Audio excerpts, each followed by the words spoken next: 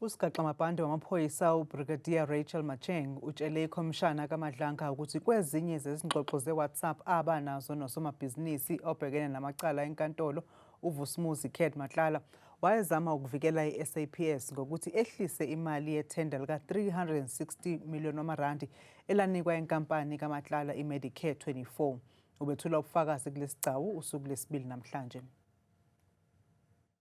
Ngaphambi kokuvela kaBrigadier Macheng kuvele esigcawini usomabhizinisi waseNorth West uSuleiman Karim novele kulesi sigcawu kulandela isinqumo senkantolo sayizolo esimphoqa ukuthi ezokwethula ubufakazi kule khomishana.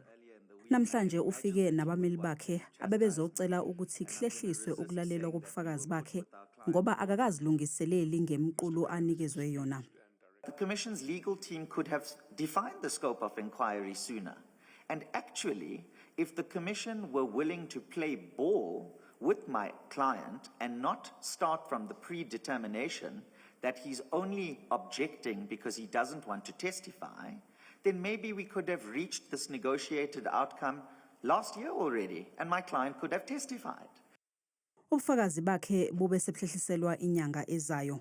Ikhomishana yaqhubeka nokulalela ubufakazi bukaBrigadier Rachel Macheng. Good morning, Brigadier. Utshele isigcawu ukuthi engxoxweni abanayo noMatlala wayezama ukwehlisa imali yethenda ngoba uMatlala kwangenzeka egcine eseyikhuphulile le mali. Maybe I use my relationship to the advantage of SAPS.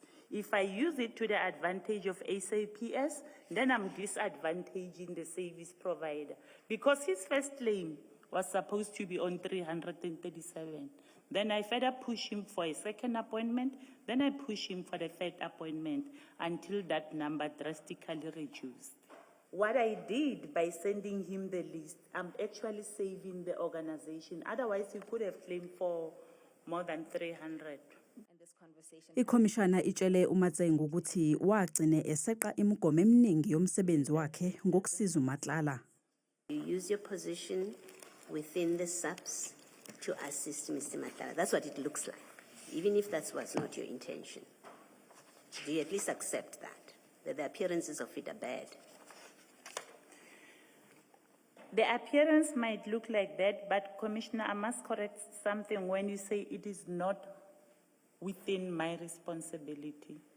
It's within my responsibility. Isigcawu siyaqhubeka.